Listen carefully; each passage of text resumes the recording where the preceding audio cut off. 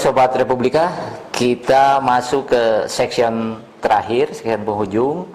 Dan di section ini kita akan coba minta tanggapannya nih, dan minta langkahnya seperti apa yang dilakukan oleh Ketua DPRD Kota Cimahi beserta anggotanya. Terkait Wali Kota Cimahi sudah dua, Pak, yang tersangkut hukum, sebelumnya dan yang sekarang. Apa masalahnya itu, Pak? Apakah dari controlling atau memang ada sistem yang membuat seperti itu sampai dua kali nih, Pak? Gimana? Boleh cerita, Pak Ketua ini? Bahkan kalau di masyarakat Cimahi sebutnya hat trick begitu, hat trick ya, karena 3 wali kota lah, bukan 2, 3 tiga wali kota. Oh iya. Kan itu double langsung tuh. Oh iya. Ya, saya pikir ya ini kompleks lah ya, artinya nggak bisa parsial, kita nggak bisa menyalahkan juga satu pihak ataupun membenarkan pihak lain begitu ya. Ya, saya pernah juga wawancara masalah ini ya. Jadi saya pikir memang yang paling dominan ya kesalahannya ada di personalnya begitu ya, di personalnya ya, sehingga melanggar hukum lah begitu ya. Tapi ya kami sebagai DPRD sebagai lembaga perwakilan masyarakat begitu ya, dan memiliki hak pengawasan, fungsi pengawasan ya, saya pikir juga tidak bisa lepas tanggung jawab ya, walaupun tidak secara langsung begitu ya. Oleh karena itu ini menjadi apa namanya, menjadi feedback buat kita ya, DPRD Kota Cimahi ya, untuk benar-benar melakukan fungsi pengawasannya lebih bagus lagi begitu ya. Ya, walaupun memang fungsi pengawasan ataupun controlling dari lembaga DPRD ini terhadap pemerintah kota itu kan terbatas sekali ya. Kami tidak punya perangkat ya sampai harus detail ya, mengawasi pelaksanaan pembangunan begitu, pelaksanaan anggaran dan pelaksanaan peraturan daerah begitu. Tapi secara kebijakan kami sudah memiliki mekanisme kontrol, baik secara evaluasi yang formal setiap semester kita lakukan evaluasi begitu ya, penyerapannya, kinerjanya pasti ada, tahunan pasti ada LKPJ ya, kita nilai, kita nilai itu raportnya lah, raport tahunannya gitu ya, sehingga kita bisa menyampaikan rekomendasi-rekomendasi perbaikan. Demikian juga laporan-laporan dari masyarakat. Kami di periode ini, di periode DPRD 2019-24 ini, saya dan teman-teman berkomitmen untuk membuka seluas-luasnya kepada masyarakat untuk yang memanfaatkan DPRD ini sebagai rumah rakyat begitu ya, sehingga baik perorangan gitu ya, baik perorangan, kelompok masyarakat ya, organisasi yang mau beraudiensi, baik mengadukan nasib permasalahannya, menyampaikan ide gagasannya dan segala macam, pasti kita terima. Termasuk kecurangan di lapangan misalnya. Asal mereka datang, kita pasti terima, dan kemudian kita tindak lanjuti ketika kita anggap itu sudah layak ya untuk ditindaklanjuti ya, bukan hanya sekedar mohon maaf misalnya surat kaleng begitu ya. Enggak, pasti sudah kita kaji, setelah itu pasti kita tidak lanjuti ya. Keluhan masyarakat, aduan masyarakat ya, temuan-temuan masyarakat baik LSM maupun pasti selalu kita tidak lanjuti, dan ini sudah kita lakukan sehingga kita melakukan tugas pengawasan sekarang juga sering melakukan on the spot ya, langsung ya, misal kayak kemarin ya, ketika kita sedang bangun underpass di Sriwijaya gitu ya, ada masyarakat yang mengeluh, ini dulunya nggak banjir sekarang jadi banjir nih, berarti ada yang ketutup begitu kan. Nah, kita langsung datang komisi terkait, biasanya kan kalau fungsi pengawasan tuh dominan dilakukan oleh komisi. Nah, Teknis itu ya, komisi terkait langsung datang ke lokasi gitu, mendapatkan data-data, kemudian kita panggil Dinas terkaitnya. dinas terkait maupun pemborongnya lah ya, pelaksana proyeknya itu ya untuk melakukan perbaikan-perbaikan. Jadi sering kita melakukan hal seperti itu ya.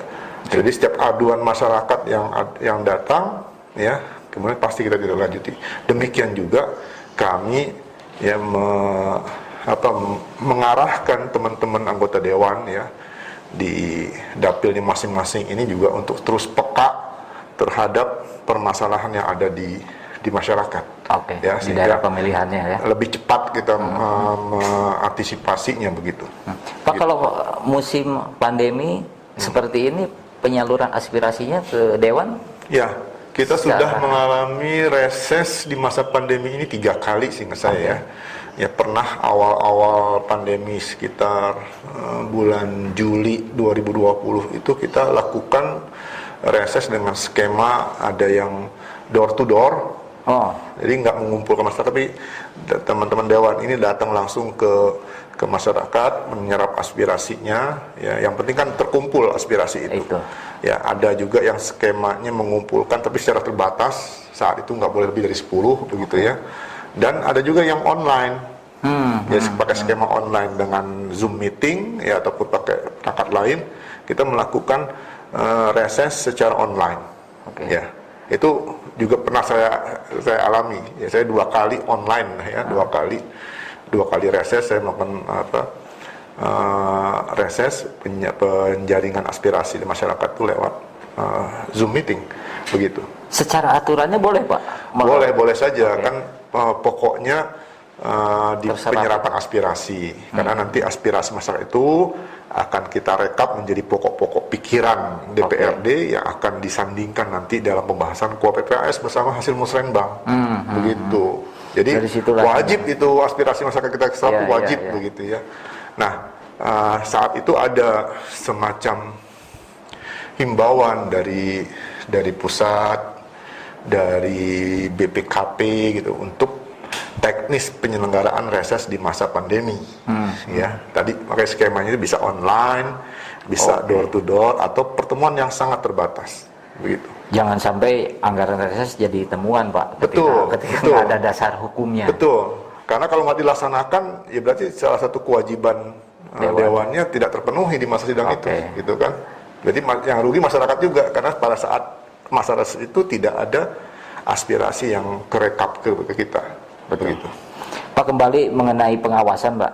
Ya. Secara kebijakan ada kebijakan apa Pak di Kota Cimahi agar misalnya membuat fakta integritas, membuat perda transparansi, atau apalah namanya yang membatasi ruang gerak orang mau korupsi nih Pak? Ya, saya pikir ini sekarang sudah banyak dipahami oleh teman-teman eksekutif sebagai pelaksana anggaran, tapi kadang-kadang juga tanda kutip agak berlebihan disikapinya sehingga agak ada kesan takut ya. Jadi banyak akhirnya tidak terlaksana itu ke kegiatan-kegiatan itu ya, karena ada perasaan ketakutan begitulah ya. Dan saya pikir itu hal yang wajar, tapi terus kita motivasi sepanjang semuanya berjalan dengan aturan maka tidak perlu dikhawatirkan begitu kan. Dan sehingga secara administrasi, secara output kerjaan bisa bertanggung jawab, nggak ada masalah begitu. Kita bisa menjelaskan itu ketika ada pemeriksaan rutin dari BPK misalnya yang tiap tahun memeriksa laporan keuangan daerah. Itu insya Allah bisa kita sampaikan ya kalau ada temuan-temuan begitu. Ya. Nah, kemudian juga di Pemkot ada perangkat daerah namanya inspektorat. Inspektorat harusnya berperan lebih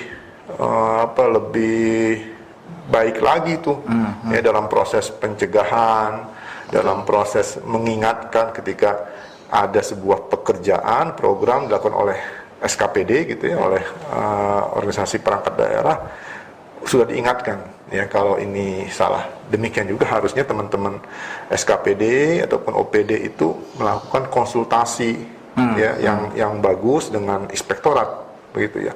Bahkan kalau sudah dirasa ini perlu pendapat hukum misal, ya, kita bisa koordinasi dengan teman-teman di kejaksaan, karena mereka juga punya fungsi ya melakukan pencegahan Betul. terhadap tindak pidana korupsi. Nah, mereka ada tim ya, ada tim pencegahan terhadap itu. Kita melakukan koordinasi ini gimana nih menurut pandangan hukumnya gitu ya. Nah, hal seperti itu saya pikir kalau komunikasi dan koordinasinya bagus, ya mudah-mudahan itu bisa menjadi langkah yang bisa aman lah ya, sehingga tetap program dan kegiatan pembangunan itu tidak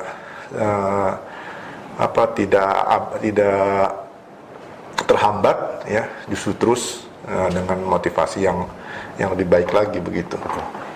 Sobat Republika, ternyata DPRD Kota Cimahi begitu luas membuka keran penyaluran aspirasi dari masyarakat dan memang mitranya dengan masyarakat, Pak. Betul. Mitranya dengan masyarakat. Jadi kami tuh selalu ingat dengan sumpah janji kami begitu kan. Oke. Jadi ketika kami diambil sumpah janjinya itu ada satu kalimat yang harus menjadi pegangan buat teman-teman kita di DPRD ya, dimanapun sebenarnya gitu ya, tapi di Cimahi selalu kita ingatkan, yaitu frasa memperjuangkan aspirasi masyarakat yang diwakilinya. Oke.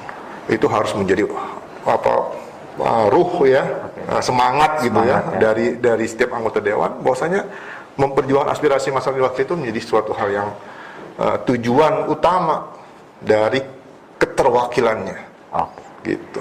Buat apa dong kita mewakili masyarakat kemudian kita tidak memperjuangkan aspirasi masyarakat begitu. Betul. Gitu. Itu jadi spirit. Jadi spirit yang paling utama itu, Okay. ya. Barulah fungsi-fungsi anggaran, fungsi legislasi, fungsi pengawasan kita lakukan karena memang itu menjadi kewajiban kita.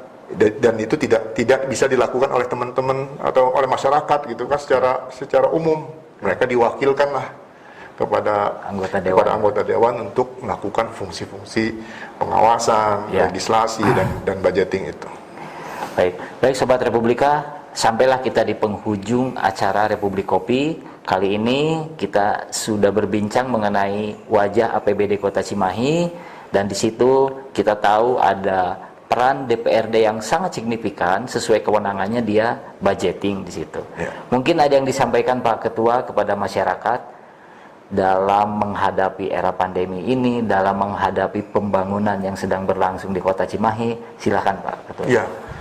Yang jelas pertama kami ingin sampaikan bahwasanya DPRD Kota Cimahi adalah lembaga perwakilan masyarakat ya. Maka hendaklah kita masyarakat itu tidak sungkan untuk mengajukan segala permasalahan dan aspirasinya ke DPRD Kota Cimahi begitu ya.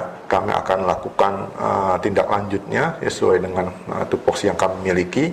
Dan kemudian yang paling penting di anggaran hak budgeting kami akan benar-benar kita gunakan ya untuk sebesar-besarnya kesejahteraan masyarakat ya, karena kami sadar APBD itu berasal dari masyarakat juga ya. Pajak-pajak yang kita kolek dari masyarakat, baik PBB ya, pajak penerangan jalan yang kita bayar rekening tiap bulan di rekening listrik itu, retribusi parkir dan segala macam yang kita dikutip, maka harus kita kembalikan ya sebesar-besar untuk kesejahteraan masyarakat. Itulah insya Allah menjadi visi ya dan misi dari DPRD Kota Cimahi ya, untuk memperjuangkan aspirasi masyarakat, sehingga ya mungkin judul dari itu APBD untuk rakyat. Nah, cakep juga itu. Untuk rakyat. Begitu. Baik Sobat Republika, alhamdulillah perbincangan ini begitu informatif dan mudah-mudahan banyak hikmah yang bisa kita petik dari acara ini, dan masyarakat bisa paham kemana mereka menyalurkan aspirasinya. Dan di sini pun disampaikan langsung oleh Ketua DPRD Kota Cimahi, Bapak Insinyur Ahmad Zulkarnain, bahwa DPRD sangat terbuka untuk menerima aspirasi masyarakat. Baik Sobat Republika, kita berjumpa di acara selanjutnya, di diskusi hangat selanjutnya dalam acara yang pasti Republik Kopi. Wassalamualaikum warahmatullahi wabarakatuh. Waalaikumsalam warahmatullahi wabarakatuh.